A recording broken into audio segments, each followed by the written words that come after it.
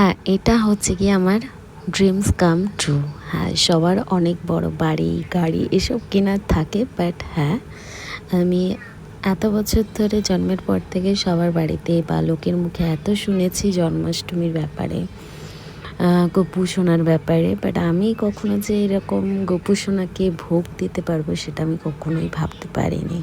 সবই হয়েছে গোপুর ইচ্ছায়। প্রথমে ডিসাইড করেছিলাম যে আমি 11 পদ আর কি রান্না করব। তারপরে কি করেছি 21 রকমের পদ করে ফেললাম, আমি নিজেও জানি না তা। আর আমি কোনো ডিসাইডও করিনি যে আমি উপোস করে থাকবো।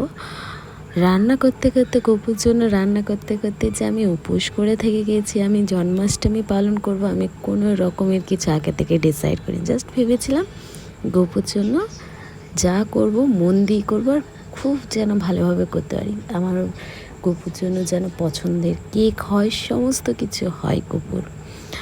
তো যে বলা সেই কাজ। হ্যাঁ, গোপু না থাকলে অবশ্যই আমি এই কাজটা করতেই পারতাম না। গোপুর জন্মদিন এত ভালোভাবে আমি পালন করতেই পারতাম না। জানি না পরের বছর গোপু কী করবে, বাট আশা করছি পরের বছর যেন এর চেয়েও আমি ভালোভাবে ভালো কিছু গোপুর জন্যে করতে পারি।